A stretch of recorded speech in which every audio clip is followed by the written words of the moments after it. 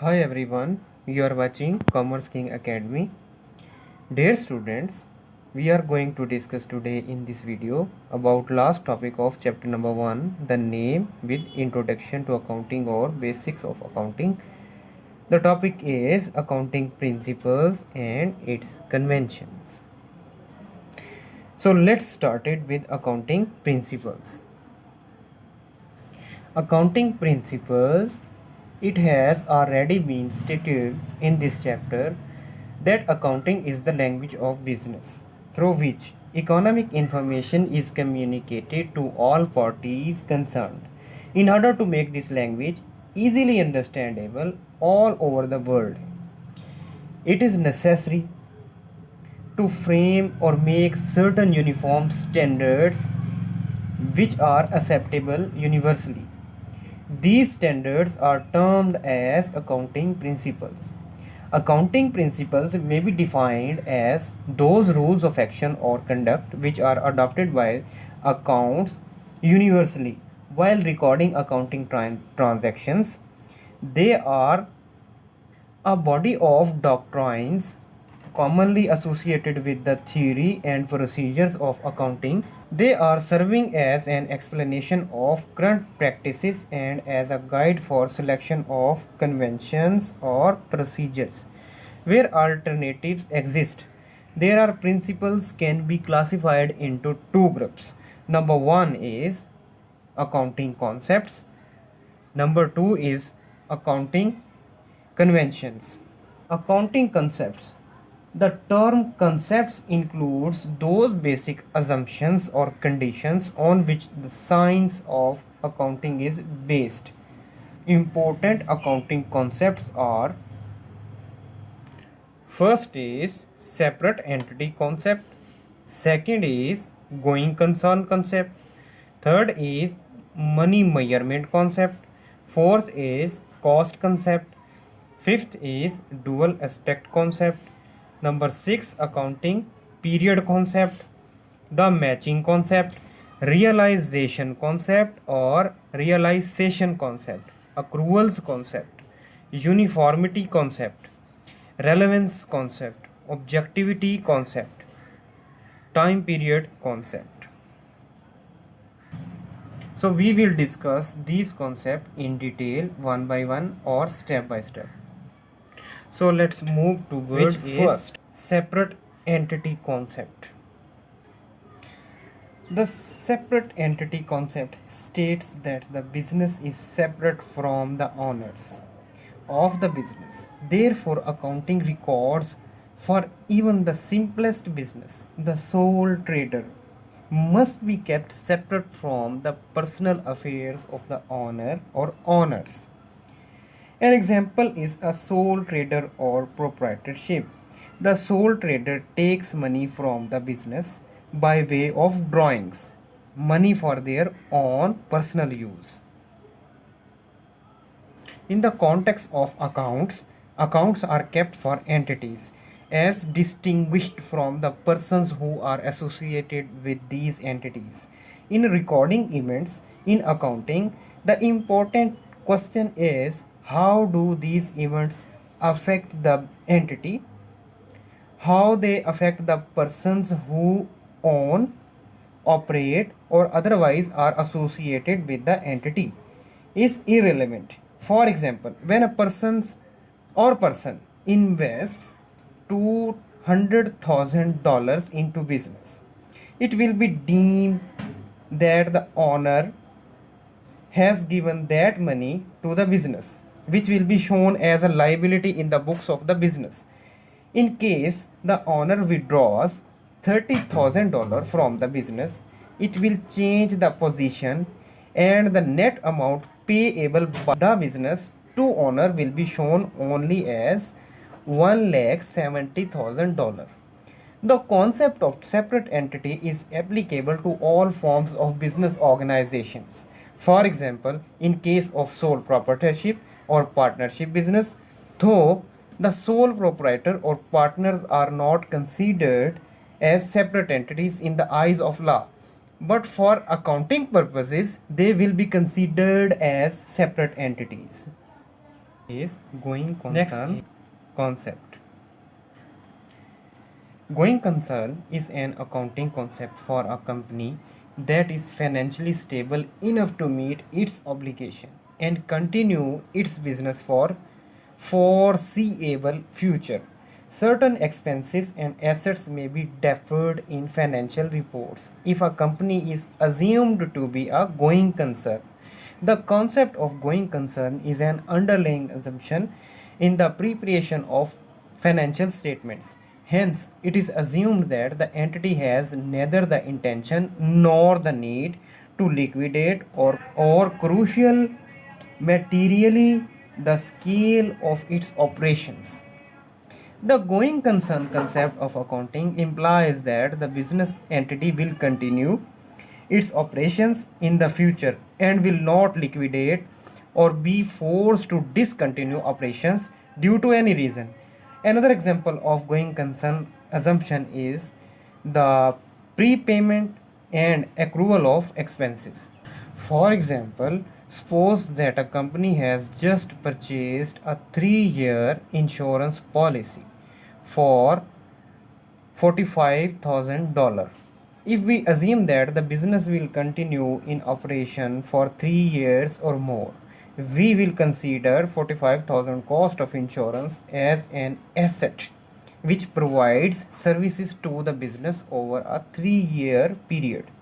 On the other hand, if we assume that business is likely to terminate in the near future, the insurance policy should be reported at its cancellation value or the amount refundable upon cancellation. Moreover, the concept applies to the business as a whole.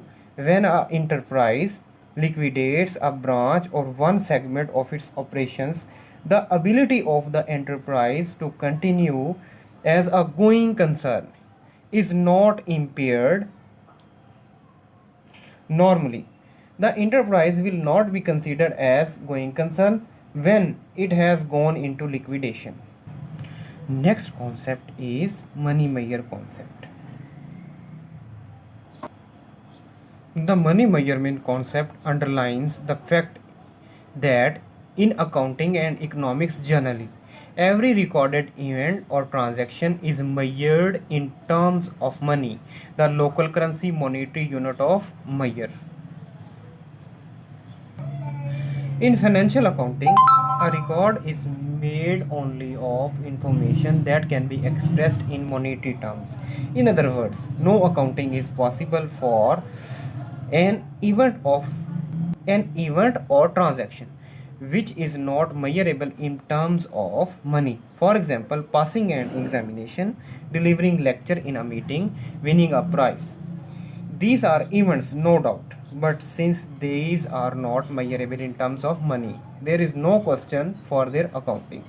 Measurement of business events in money helps in understanding the state of affairs of business in a much better way. For example, if business owns 1500 kg of stock or one car or 1500 square feet of building space, these amounts cannot be added to produce a meaningful total of what the business owns. However, if these items are expressed in monetary terms, such as stock of worth $20,000 or car has value $300,000 and building has the value $500,000.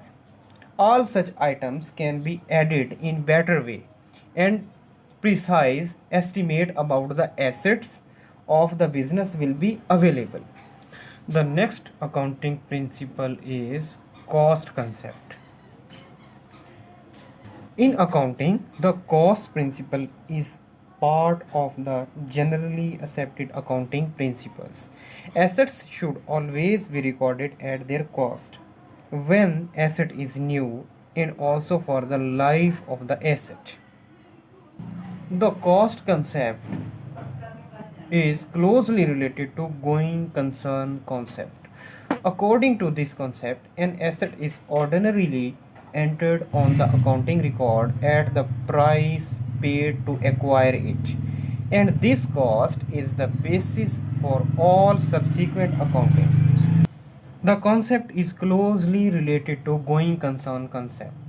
According to this concept, an asset is ordinarily entered on the accounting record at the price paid to acquire it, and this cost is the basis for all subsequent accounting for the asset. If business buys a building for $500,000, the assets would be recorded in the books at $500,000, even if its market value at that time may be 550 $100,000. In case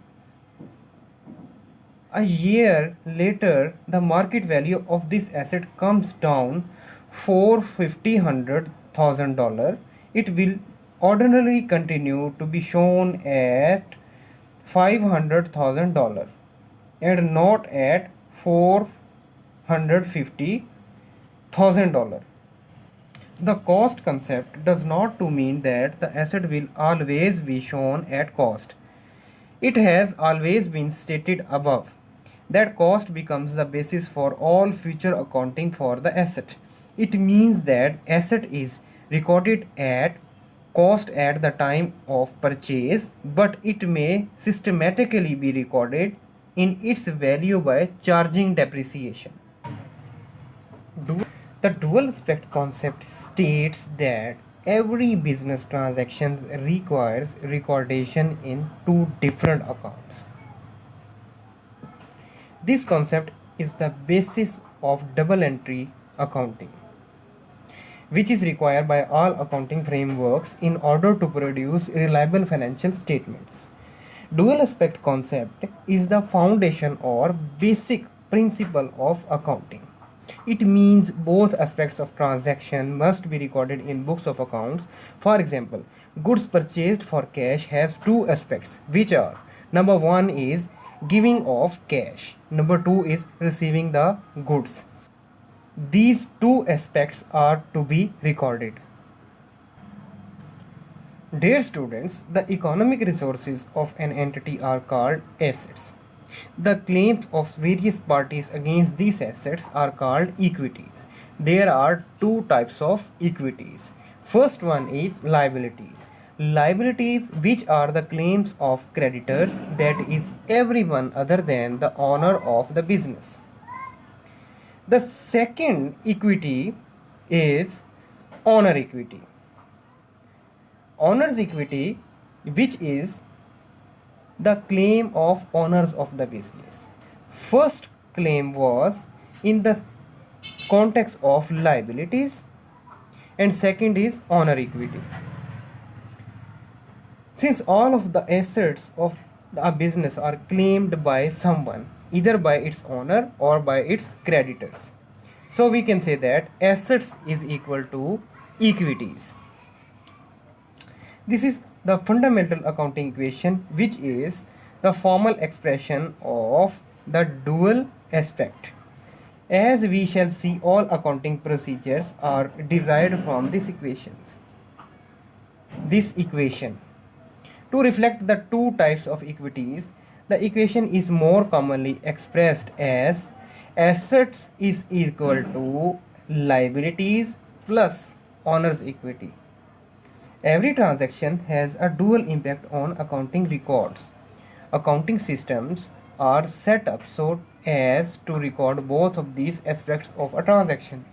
This is why accounting is called a double entry system. To illustrate the dual aspect concept, suppose that Mr. A starts a business with a capital of $30,000. There are two changes. First, the business has cash asset of $30,000, and second, the business has to pay to the proprietor a sum of $10,000, which is taken as proprietor's capital. Accounting period concept. An accounting period is a period of time that covers certain accounting functions, which can be either a calendar or fiscal year, but also a week, month, or quarter. Accounting periods are created for reporting and analyzing purposes, and the accrual method of accounting allows for consistent reporting. An accounting period is the period of time covered by a company's financial statements. For example, a company could have a fiscal year of July 1st through the following 30th June. Its quarterly accounting periods would be July 1st through September 30th. The users of financial statements need information that is reasonably current. Therefore, for financial reporting purposes, the life of a business is divided into a series of relatively short accounting periods of equal length. It is therefore absolutely necessary that after each accounting period, the business must stop and see back how things are going. In accounting, such accounting period is usually for a year. At the end of each accounting period, an income statement and balance sheet is prepared. The income statement discloses the profit or loss made by business during the year, while balance sheet shows the financial position of business as on the last day of accounting period. The matching concept. Matching principle is the accounting principle that requires that expenses incurred during a period be recorded in same period in which the related revenues are earned. The principle is at the core of the accrual basis of accounting and adjusting entries. A significant relationship exists between revenue and expenses. Expenses are incurred for the purpose of producing revenue. In measuring net income for a period, revenue should be offset by all the expenses incurred in producing that revenue. This concept of offsetting expenses against revenue on the basis of cause and effect is called matching concept. The term matching means appropriate association of related revenues and expenses. In matching expenses against revenue, the question when the payment was made or received is irrelevant. For example, if a salesman is paid commission in January 2001 for sale made by him in December 2000. According to this concept, commission expense should be offset against sale of December 2000 because this expense is incurred for producing revenue in December 2000. On account of this concept, adjustments are made for all outstanding expenses, accrued revenues, prepaid expenses, and unearned revenue while preparing the final accounts at the end of accounting periods. At the end of accounting period, realization concept or realization concept. The realization principle is the concept that revenue can only be recognized once the underlying goods or services associated with the revenue have been delivered or rendered, respectively. Thus, revenue can only be recognized after it has been earned. Advance payments for goods. Realization is the point in time when revenue has been generated. Realization is a key concept in revenue recognition. Realization occurs when a customer gains control over the goods or services transferred from a seller. Another explanation on realization concept is accounting to this concept, revenue should be recognized at the time when goods are sold or services are rendered. Sale is considered to be made at the point when the property in goods passes to the buyer and he becomes legally liable to pay. For example, Mr. A places an order to Mr. B for supply of certain goods. Mr. B sends goods to Mr. A 15 days after he has received the order, and Mr. A makes payment 10 days after receipt of goods. In this case, the sale will be presumed to have been made not at the time of receipt of the order for goods or receipt of payment, but all the time when goods are delivered to Mr. A. Accruals concept. Accrual accounting is an accounting method where revenue or expenses are recorded when a transaction occurs rather than when payment is received or made. The method follows the matching principle, which says that revenues and expenses should be recognized in the same period. For example, expenses that are commonly accrued include interest on loans. No lender invoice has yet been received. Goods received and consumed or sold, for which no supplier invoice has yet been received. Tax incurred, for which no invoice from a government entity has yet been received. Uniformity concept.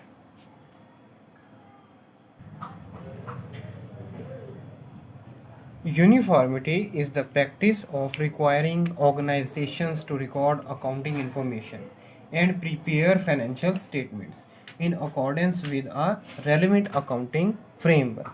By requiring strict adherence to an accounting framework, every entity in an industry should report financial information in the same way. Uniform accounting is achieved by adjusting the as reported financials into uniformly restated financial statements. Uniform matrices. Uniform accounting is achieved by adjusting the as reported financials into uniformly restated financial statements. Uniform metrics such as uniform margins or uniform assets are calculations of those metrics made from uniform financial statements. Relevance concept. Relevance refers to how helpful the information is for financial decision making processes. It must possesses confirmatory value, provides information about past events, predictive value, provides predictive power regarding possible future events. Relevance is the concept that information generated by an accounting system should impact the decision making of someone pursuing the information. The concept can involve the content of information and or its timelines, both of which can impact decision making. What is objectivity concept? The objectivity principle is the principle. The objectivity principle is the concept that the financial statements of an organization be based on solid evidence. The intent behind this principle is to keep the management and the accounting department of an entity from producing financial statements they are slanted by their opinions and biases.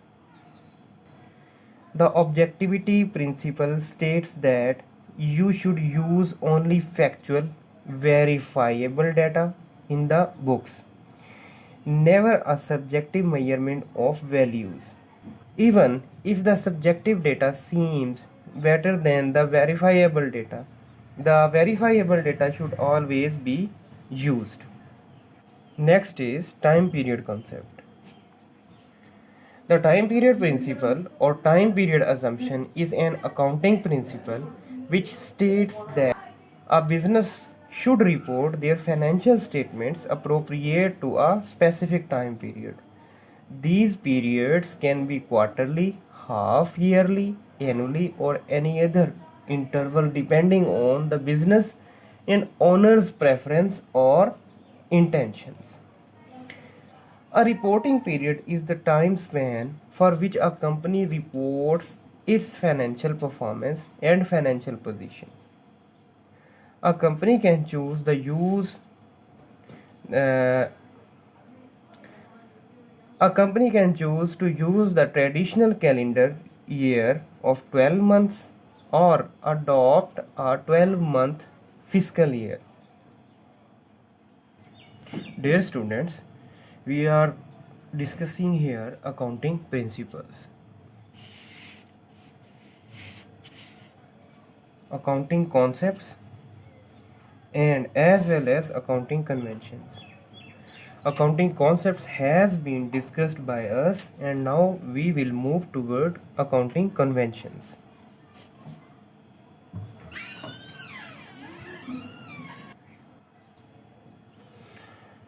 Accounting conventions are guidelines used to help companies determine how to record certain business transactions that have not yet been fully addressed by accounting standards. These procedures and principles are not legally binding but generally accepted by accounting bodies. An accounting convention refers to common practices which are universally followed in recording and presenting accounting information of business entity. Conventions denote customs or usages which are in use since long. To be clear, these are nothing but unwritten laws. The accountants have to adopt the usage or customs which are used as guide in the preparation of accounting reports and statements. These conventions are also known as doctrine. First convention is convention of consistency. The convention of consistency means that same accounting principles should be used for preparation of financial statements year after year. A meaningful conclusion can be drawn from financial statements of the same enterprise when there is comparison between them over a period of time. But this can be possible only when accounting policies and practices followed by the enterprise are uniform and consistent. Over a period of time, if different accounting procedures and practices are used for preparing financial statements of different years, then the results would not be comparable. Convention of full disclosure. Convention of full disclosure requires that all material Convention of full disclosure requires that all material and relevant facts concerning financial statements should be fully disclosed. Full disclosure means that there should be full, fair, and adequate disclosure of accounting information. Adequate means sufficient set of information to be disclosed. Fair indicates an equitable treatment of users. Full refers to complete and detailed presentation of information. Thus, the convention of all full disclosure suggests that every financial statement should fully disclose all relevant information. Let us relate it to the business. The business provides financial information. The business provides financial information to all interested parties like investors, lenders, creditors, shareholders, etc. The shareholder would like to know profitability of the firm, while the creditor would like to know the solvency of the business.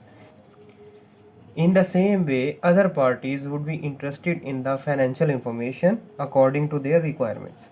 This is possible if financial statement discloses all relevant information in full, fair, and adequate manner. The next convention is conservatism. This convention is based on the principle that anticipate no profit but provide for all possible losses. It provides guidance for recording transactions in the books of accounts.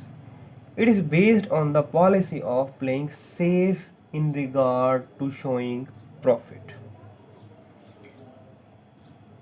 The main objective of this convention is to show minimum profit. Profit should not be overstated. If profit shows more than actual, it may lead to distribution of dividend out of capital. This is not a fair policy, and it will lead to the reduction in the capital of the enterprise. Thus, this convention clearly states that profit should not be recorded until it is realized. But if the business anticipates any loss in the near future, provision should be made in the books of accounts for the same. For example, valuing clothing stock at the cost or market price, whichever is lower, creating provision for doubtful debts, discounts on debtors, writing off intangible assets like goodwill, patents, etc. The convention of conservatism is very useful tool in situation of uncertainty and doubts. The convention of materiality states that to make financial statements meaningful, only material fact, for example, important and relevant information should be supplied to the users of accounting information. The question that arises here is, what is a material fact? The materiality of fact depends on its nature and amount involved. Material fact means the information of which will influence the decision of its user. Dear students, major difference between two is that accounting concepts are officially recognized and written in guidelines by accountants, whereas accounting conventions are not officially recognized and written in guidelines by accountants, but have been developed over time. Dear students, at the end of the chapter, we will clarify and discuss some supplementary topics which will be proved more beneficent for my students. These are terms. Either some of these has been discussed earlier or not. So let's go toward short overview of these. First of all, asset. Assets are resources with economic value that an individual, corporation, or a country owns or controls with the expectations that it will provide a future benefit. For example, plant, machinery, building, etc. What are the liabilities? A thing for which someone is responsible, especially an amount of money owed. The state of being legally responsible for something, called liabilities. A liability is something a person or company owes, usually a sum of money, recorded on the right side of the balance sheet. Liabilities includes loans, accounts payable, mortgages, deferred revenues, bonds, warrants, and accrued expenses. Next supplementary topic is accounting period. Accounting period is the time frame for which a business prepares its financial statements and reports its financial performance and position of external shareholders. This could be after 3, 6, 12 months. The accounting period usually coincides with the business fiscal year. Next is revenue and its types. The term revenue refers to the income obtained by a firm through a sale of goods or services at different prices. The revenue of a firm is its sales, receipts, or income. Types of revenue accounts are sales, rent, revenue, dividend, interest. The next is expenses and its types. Expenses are cost money to make money. An expense is the cost of operations that a company incurs to generate revenue. There are some types of expenses: payments to suppliers, employees' salaries or wages, factory leases, equipment depreciation. Next is net profit and net income. Profit simply means the revenue that remains after expenses. It exists on several levels depending on what types of costs are deducted from revenue. Net income, also known as net profit, is a single number representing a specific type of profit. Net income is the renowned bottom line on the financial statement. Formula is total revenue less total expenses. Balance sheet. A balance sheet is a financial statement that reports a company's assets, liabilities, and shareholders' equity at a specific point in time and provides a basis for computing rates, a basis for computing rates of return and evaluating its capital structure and see its financial position. Or balance sheet is a summary of all your business assets and liabilities. Next is book value. In accounting, book value is a value of an asset according to its balance sheet account balance. For assets, the value is based on the original cost of the asset less any depreciation, amortization, or any impairment cost made against the asset. Book value of a company is total assets minus total liabilities. Book value of assets is original cost less accumulated depreciation. The calculation of book value for an asset is the original cost of the offset of. The calculation of book value for an asset is the original cost of the asset minus accumulated depreciation, where accumulated depreciation is the average annual depreciation multiplied by the age of the asset in years. Next is equity.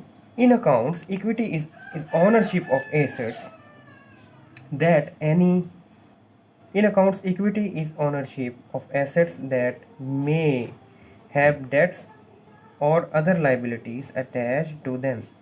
Equity is measured for accounting purposes by subtracting liabilities from the value of assets. Next is inventory. As the accounting term, inventory refers to all stock in various production stages and is a current asset by keeping stock. Both retailers and manufacturers can continue to sell or build items. Inventory is a major asset for most companies, for example, products or selling items.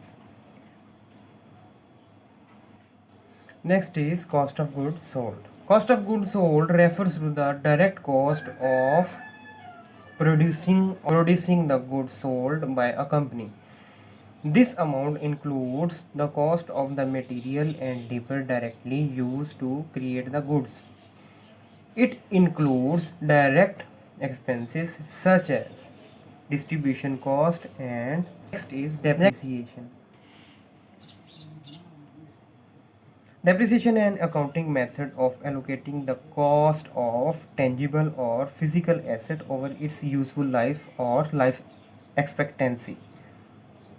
Depreciation represents how much of an asset's value has been used up. Depreciation is defined as the reduction of recorded cost of fixed asset in a systematic manner until the value of the asset becomes zero. There are some methods of calculation of depreciation. First one is for straight line method. Second is double declining balance method. Third is units of productions method. Number fourth is sum of the year digits. What is gross profit margin? Dear students, We have to discuss here the supplementary topics at the end of chapter number 1, the name, which is basics and introduction of accounting or fundamentals of accounting. We have discussed earlier 12 supplementary concepts. Now we are on 13th, which is gross margin and gross profit. So let's start it. Gross margin is a company's net sales revenue minus cost of goods sold. In other words, it is the sales revenue a company retains after incurring the direct cost associated with producing the goods it sells and the services it provides. The higher the gross margin, the more capital a company retains on each dollar of sales, which it can then use to pay other costs or satisfy debt obligations. The net sales figure is simply gross revenue less returns, allowances, and discount. The formula of gross margin is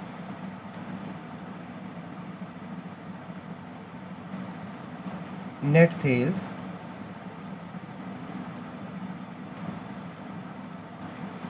minus cost of goods sold.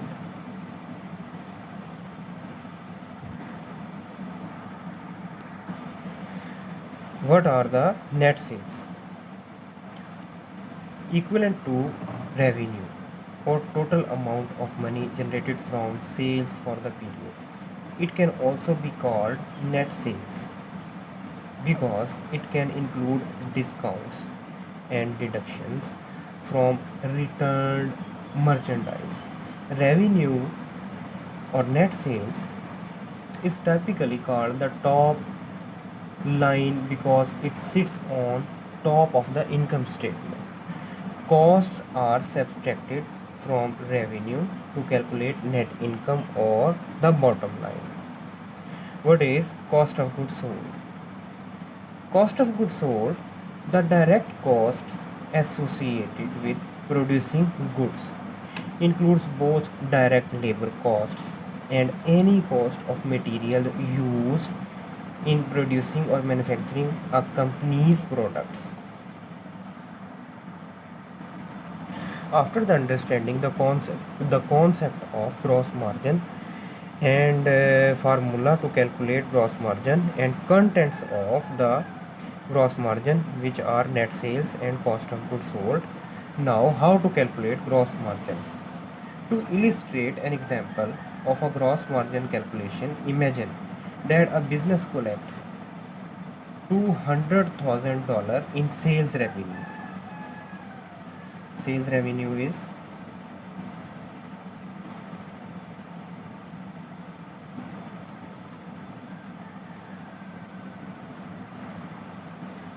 net sales or net sales.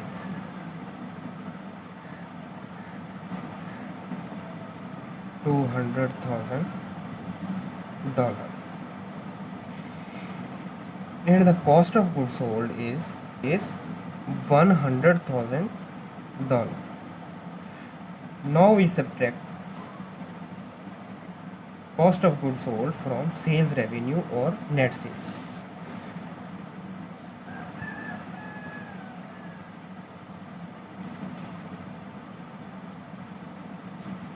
$100,000 is our gross margin. Dear students, the gross margin represents the portion of each dollar of revenue that the company retains as gross profit. For example, if a company's recent quarterly gross margin is 35%, that means it retains 0.35 for each dollar of revenue generated, because cost of goods sold have already been taken into account. Those remaining funds may consequently be challenged toward paying debts, general and administrative expenses, interest fees, and dividend distributions to shareholders. Companies use gross margin to measure how their production costs relate to their revenue. For example, if a company's gross margin is falling, it may strive to slash labor costs or source cheaper supplies of materials. Alternatively, it may decide to increase prices as a revenue increasing measure. Gross profit margin can also be used to measure company efficiency or to compare two companies of different market capitalization. Gross margin equates to net sales minus the cost of goods sold. The gross profit margin shows the amount of profit made before deducting selling expenses, general and administrative costs. Gross margin can also be shown as gross profit as a percent of net sales. What are the difference between gross margin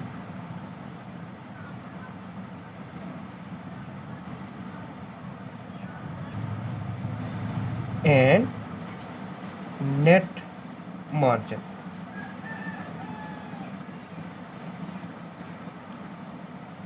While gross margin focuses solely on a relationship between revenue and cost of goods sold, the net profit margin takes all of a business expenses into account. When calculating net profit margins, businesses subtract their cost of goods sold as well as expenses such as product distribution, sales, wages, miscellaneous operating expenses and taxes. Gross margin are also called gross profit margin. Gross margin, also called gross profit margin, helps a company assess the profitability of its manufacturing activities, while net profit margin helps the company assess its overall profitability. The next topic is receipts are the amount of cash a business takes in during any one accounting period. Receipts are cash sales as well as money received on a customer's account. Receipts also include any cash received in the business from any source, including loan or credit line proceeds or funding from investors. Whether payment is the transfer of money, of goods or services in exchange for goods and services in acceptable proportions that have been previously agreed upon by all parties involved. A payment can be made in the form of services exchange. A payment can be made in the form of services exchange, cash, check, wire transfer, credit card or debit card.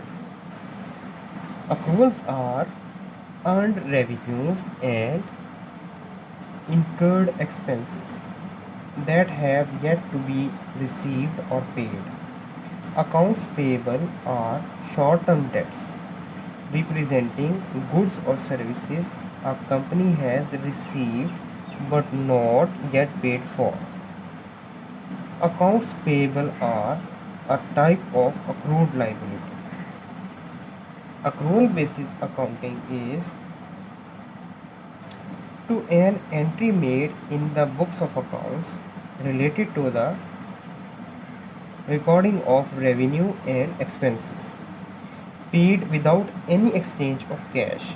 Under the accrual basis of accounting, expenses are balanced with revenues on the income statement. It helps you better picture of the company's financial condition or position. The next concept is the fundamental accounting equation, also called balance sheet equation. represents the relationship between assets, liabilities, and owner's equity of a person or business. It is the foundation for the double entry bookkeeping system.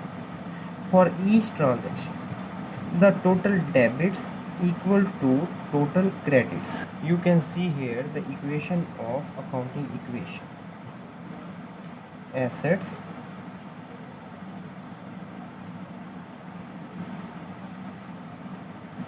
is equal to liabilities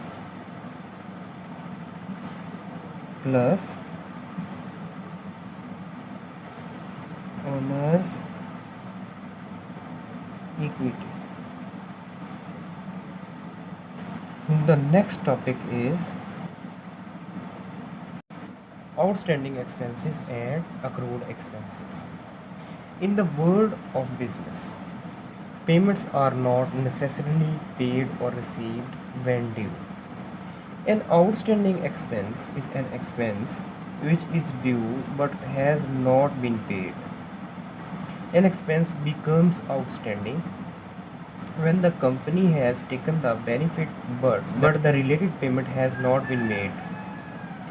Examples of outstanding expenses are rent past due but not yet paid, bills past due but not yet paid, subscriptions past due but not yet paid. Outstanding expenses appear within the current liability section of the balance sheet. The journal entry of an outstanding expense is expense account debit,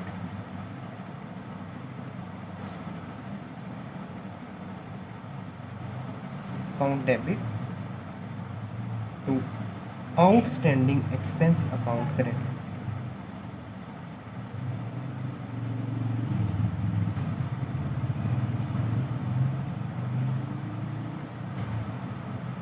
Account credit. Now we talk about accrued expenses. When a company has spent on something but has not paid for it yet, it is called an accrued expense. And accrued expenses are accruing constantly. The amount that the company owes as accrued expenses can be found on a company's financial statement called the balance sheet under the liability. The amount that the company owes as accrued expenses can be found on the company's financial statement called the balance sheet under the liability, mostly current liability section. For example, most employees get paid after they work. So staff could have worked number of days and still not been paid their salary due at the end of the month. The expense would appear as a salary payable or accrued expense on a company's books, since the expense has occurred but payment has not been made. Second is interest on loans that have accrued but not yet been paid is an accrued expense, many times referred to as interest payable on the balance sheet. Third is utility bills such as electricity and phone bills are often billed after consumption and appear as accrued expenses on a company's balance sheet. Fourth is a company may incur tax liabilities for earnings made during the period. These liabilities are accrued expenses until the company pays them. Journal entries for recording an accrued expenses are: the typical journal entry for an accrued expense would debit the expense account, thereby reducing net income for the expense incurred. And since we will need to pay for the expense at a future date, a payable will be created on the credit side of the entry, thereby creating a liability on a balance sheet. The entry should look something like this: expense account debit,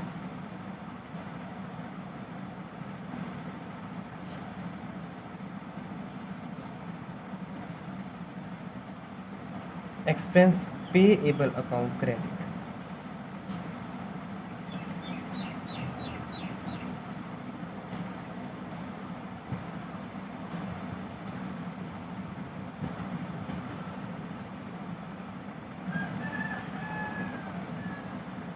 With various titles. Now the question arises in our minds, which is, what is the difference between outstanding expense and accrued expense? Some people use the term outstanding expense and accrued expense interchangeably. While both are similar, they are not quite the same. While both these types of expenses have been incurred, the difference arises in when the payment is due. An accrued expense indicates that an expense has been incurred but is not yet due for payment. Whether an outstanding expense indicates that an expense has been incurred and is past due for payment. There is very thin line of difference between these two terms, accrued and outstanding. However, many a times these two terms are used as synonyms for each other. The word accrued expense indicates that the expense has been incurred but not yet due for payment, while the expense which has been incurred as well as due for payment is termed as outstanding expense. Let's consider this example to understand the concept of these terms. Suppose you are an employee working for a multinational company. The policy of your company is to hand over the checks to the employees for the salary to be paid to them by the 5th of the month succeeding the month for which salary is being paid. In other words, for the work done in a particular month, the salary becomes due for the payment on 5th of the following month. However, this salary which is due on the 5th of next month accrues daily as you continue going to the office and work for the company. Hence, while we talk about salary expense, company keeps on incurring that expense every day as long as you and other employees keep on working for the company. But your right to receive the salary as an employee is established only on day 5th after the end of that particular month for which work was carried out. In a nutshell, the expense which keep on arising with the passage of every moment of time is said to be accruing as the time goes on. And this accrued expense converts itself into outstanding expense once it becomes due for payment. Next is unearned revenue. Revenue is money received by an individual or company for a service or product that has yet to be provided or delivered.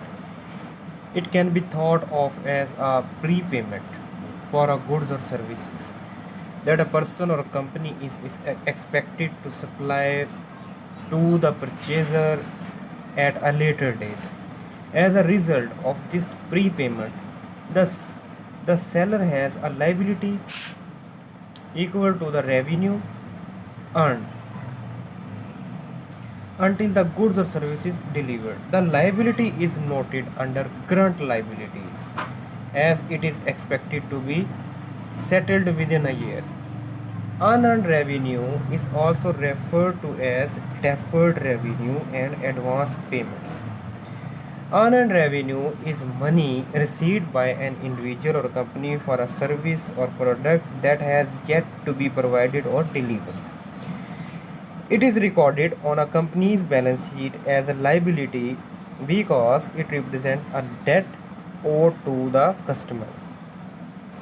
Once the product or service is delivered, unearned revenue becomes revenue on the income statement.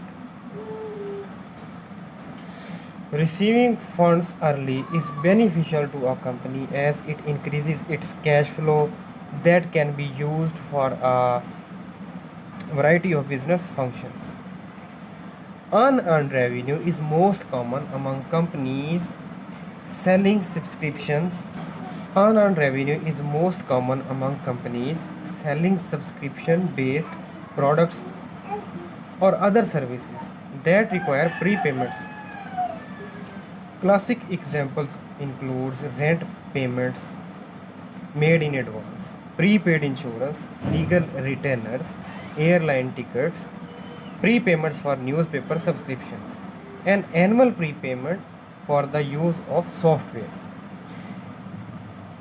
Receiving money before a service is fulfilled can Receiving money before a service is fulfilled can be beneficial.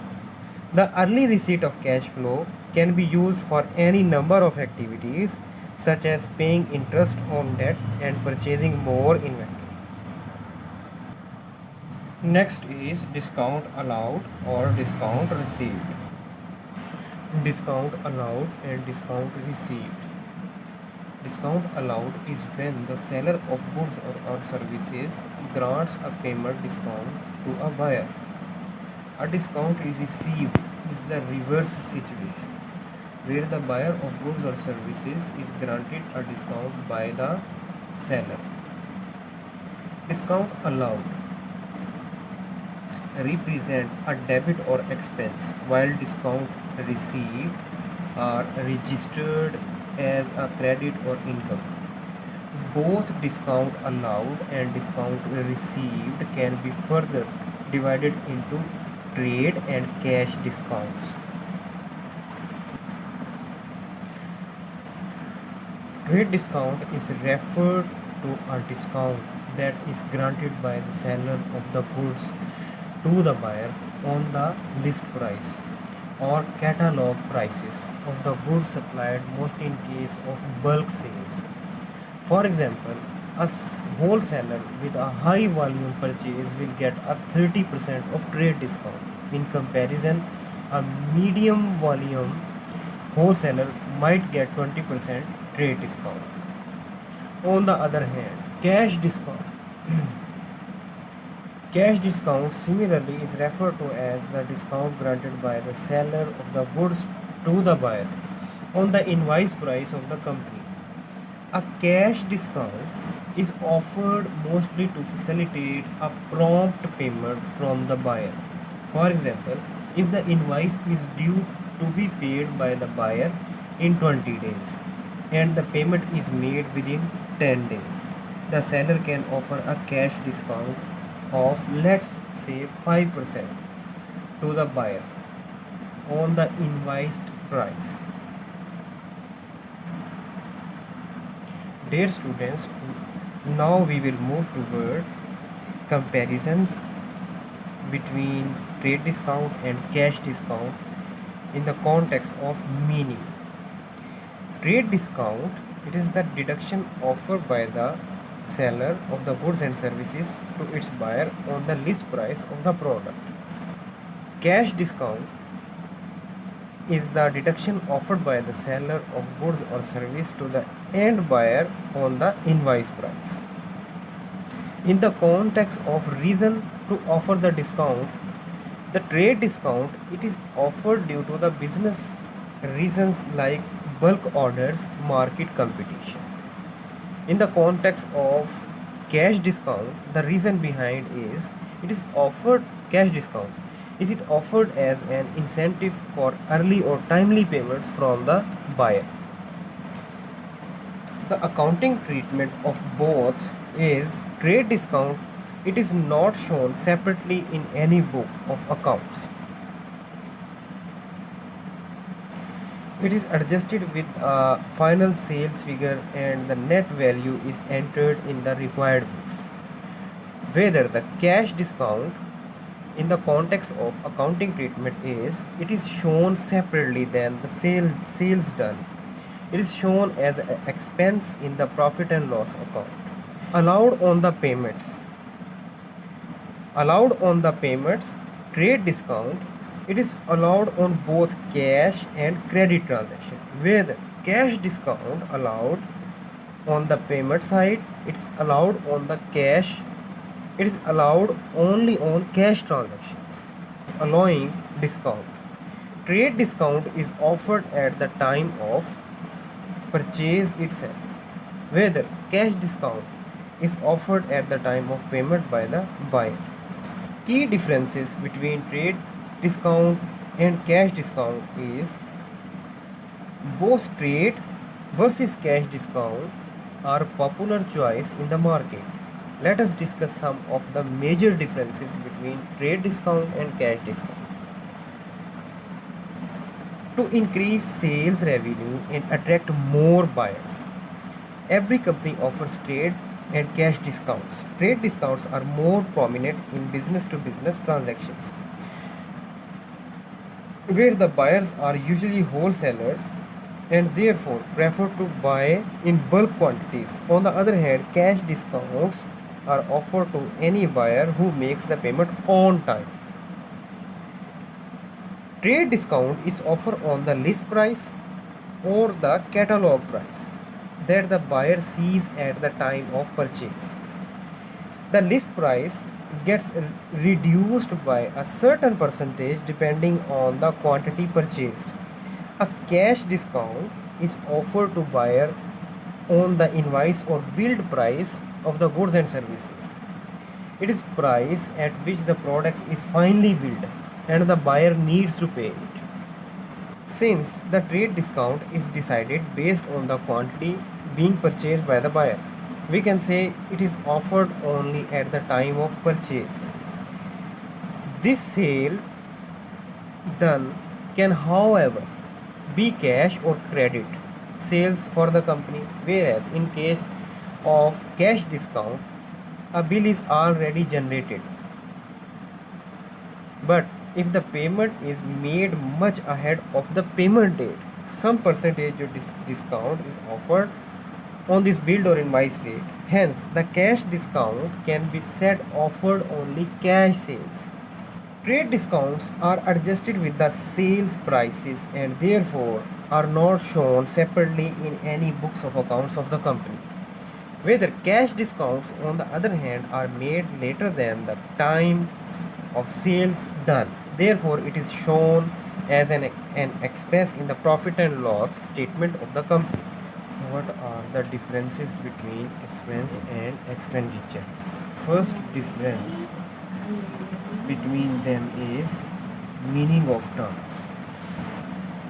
Expenses are those costs which are incurred to earn revenue, whether expenditure is the cost which is spent on purchase or growth of fixed assets. The second point in the difference between expense and expenditure is effects on financial statement. Expense affects the profit and loss statement of a company as they appear as costs incurred to earn revenue. Whether expenditure does not have any implication on the financial statement and are not usually recorded. Third point in the differences is term.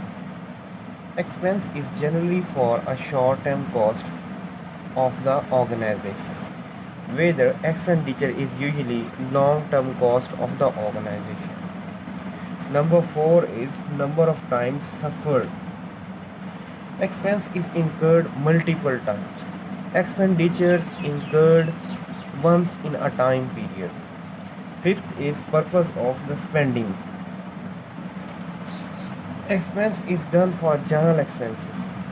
Expenses are done by the organization so that it can run on to day-to-day basis.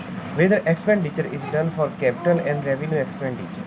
Expenditures are done by an organization to establish it so that can operate.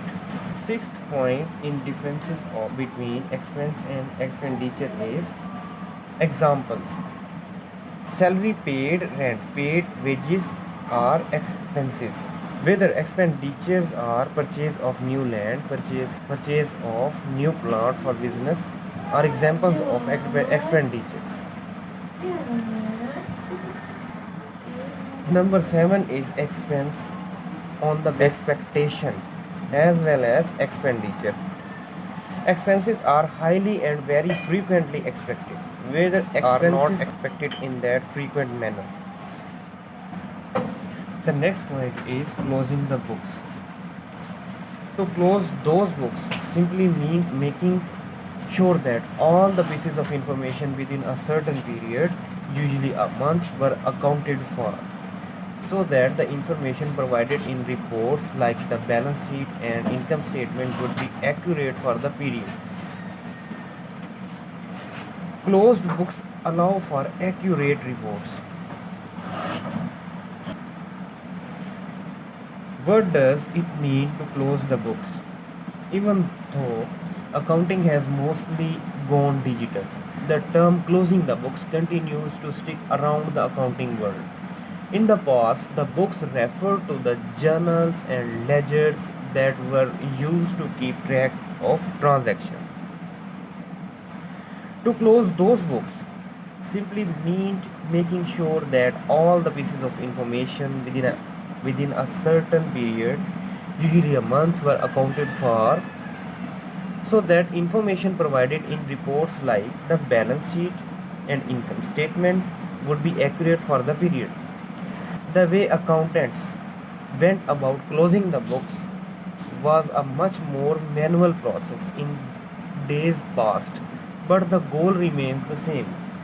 Closed books allow for accurate reports. Accurate reports in turn help you run your business. The next question arises in our minds that why is it difficult to close the books? On the surface, closing the books sounds simple. However, it can be tedious work due to the processes surrounding accrual accounting. If you ran your business on cash accounting, you had be mostly done after all your transactions. However, accrual accounting recognizes income and expenses when they are incurred, not when money changes hands, adding a layer of complexity to the process. The accountant closing the books also needs to take into account less tangible items like interest or depreciation. This means that after transactions are recorded, they need to adjust the books for these kinds of costs. Then there are tests the accountant need to perform to make sure there are no errors. Credits should be equal to debits, and the balance sheet should well balance. If these things do not happen, the accountant will need to do a little digging to see where things went wrong. Once everything has been proven accurate, closing entries are made to record income and retained earnings. Next is how long does it take? How long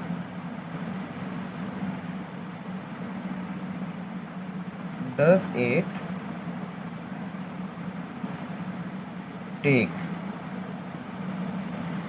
Because of complexity involved in closing the books, it can often take an average accountant several weeks to close them. Software solutions can speed up the process, offering reports a few days after the period's close. The long it takes, however, the more stale your financial reports become. Quick decisions require real-time data. Your balance sheet and income state can teach you quite a bit about the health of your business. So if you don't learn how to close the books yourself, learn how to read and analyze those reports. Closing the books in common accounting terms. To brush up on your accounting vocabulary, check out our list of terms and phrases you need to know. Next point is amortization. The term amortization being used in two aspects. First is in relation to a loan, second is when applied to an asset. Amortization is an accounting technique used to periodically lower the book value of a loan or intangible asset over a set period of time. In relation to a loan, amortization focuses on spreading out loan payments over time.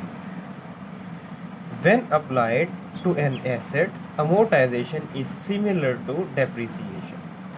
Amortization typically refers to the process of writing down the value of either a loan or an intangible asset. Amortization schedules are used by lenders, such as financial institutions, to present a loan repayment schedule based on specific maturity date. Intangibles amortized expensed over time help tie the cost of assets to the revenues generated by the asset in accordance with the matching principle of generally accepted accounting principle. The term amortization refers to two situations. First, amortization is used the process of paying off debt through regular principal and interest payments over time. An amortization schedule is used to reduce current balance on a loan, for example, a mortgage or car loan, through installment payments. Second, amortization can also refer to a spreading out of capital expenses related to intangible assets over a specific duration, usually over the asset's useful life for accounting and tax purposes. Amortization of loans.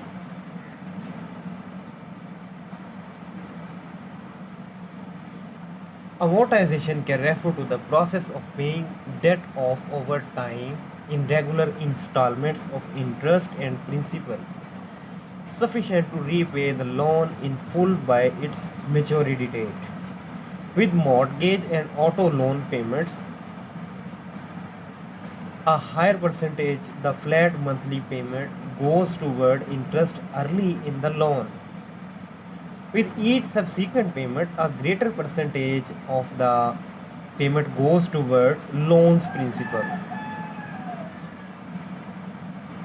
A greater percentage of payment goes toward the loan's principal. Amortization can be calculated using most modern financial calculators.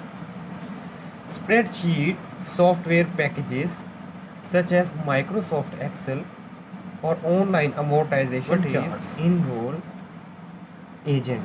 Enroll agent is a tax advisor who is federally authorized tax practitioner empowered by the U.S. Department of the Treasury. Enroll agents represent taxpayers before the Internal Revenue Service for tax issues that include audits, collections, and appeals. An enrolled agent is a tax professional authorized by the United States government to represent taxpayers in matters regarding the Internal Revenue Service. Enrolled agents must pass an examination or have sufficient experience as an Internal Revenue Service employee and pass a background check. Enrolled agents first appeared in 1884 due to issues arising with the Civil War loss claims. An enrolled agent is a federally licensed tax practitioner who has unlimited rights to represent taxpayers before the Internal Revenue Service for any issues relating to collections, audits, or tax appeals. According to National Association of Enrolled Agents, The organization that represents license enroll agents. They are allowed to advise, represent, and prepare tax returns for the people. Corporations, partnerships, estates, trusts, and anything else that is required to report the Internal Revenue Service. What are overhead costs? Overhead costs, often referred to as overhead or operating expenses, refer to those expenses associated with running business that cannot be linked to creating or producing a product or service. Overhead costs are all of those costs on the company's income statement, except for those that are directly related to manufacturing or selling a product or providing a service. A potter's clay and potting wheel are not overhead costs because they are directly related to products made. The rent for the facility where the potter creates in an overhead cost because the potter pays rent whether she is creating products or not. There are some examples of overhead costs. A company's overhead costs depend on the nature of the business. A retailer's expenses will be different from a repair shop or a crafts. There are some examples are rent, utilities, insurance, salaries that are not job or product specific, office equipment such as computer or telephones, office supplies.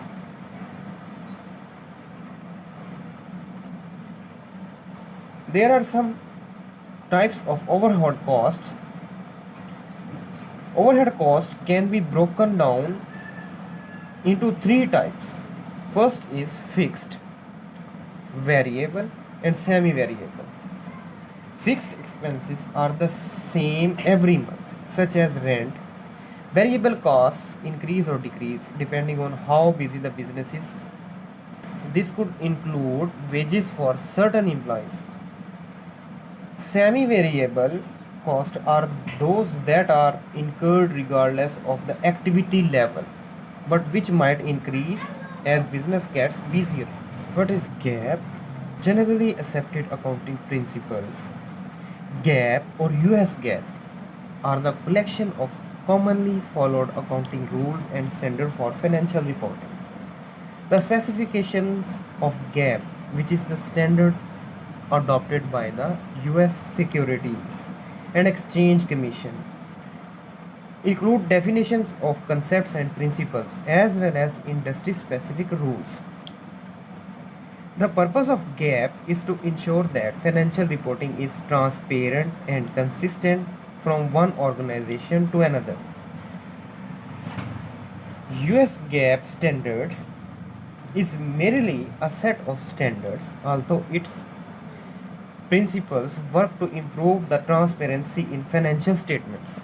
They do not provide any guarantee that a company's financial statements are free from errors or omissions that are intended to mislead investors. The Securities Exchange Commission has stated that it intends to move from GAAP to the International Financial Reporting Standards, but the latter differ considerably from GAAP and process toward adoption or convergence has been slow. While GAAP itself is not government regulated, it exists because of the combined efforts of the government and business. The use of GAAP is not mandatory for all business, but Securities Exchange Commission requires publicly traded and regulated companies to follow GAAP for the purpose of financial reporting. Companies that issue stock are held to this standard by Securities Exchange Commission, which requires yearly external audits by independent accountants. But companies without external investors are not obliged to follow this standard. Despite the mandate, the Securities Exchange Commission is not responsible for the standard associated with GAAP. Instead, the Financial Accounting Standard Board actively influences any changes in financial reporting standard used at corporate level. Advisory Council advises the Financial Accounting Standard Board on all matters they may influence GAAP rules. What is payroll in accounting? A company's financial list of the salaries, wages, bonuses, net pay, and deductions of their employees. Within a company, payroll is a combination of all the financial records of their employees' salaries, wages, bonuses, and deductions. In accounting, the term payroll signifies the amount that has been paid out to employees for the services they have done for the organization within a certain period of time. Payroll is an important part of financial accounting. Payroll is essential to a company's financial accounting for many reasons. In accounting, payroll is important because payrolls and payroll taxes greatly affect the net income of the most companies. Payroll is also often subject to the numerous laws and regulations that companies need to cooperate with. Of course, payroll is also incredibly important to its recipients, the employees of a company. Employee morale can be negatively affected by errors and irregularities in payroll. So, an organization must distribute payroll in an appropriate and precise manner. It is crucial that every employee receives their pay accurately and with the correct withholdings and deductions, and for an organization to guarantee that all of these withholdings and deductions are submitted in an appropriate manner to the correct entities. This may include salary payments, paychecks, deductions, and tax withholdings. Thanks for watching this video. If you like, then subscribe, share, and comment. Thank you all.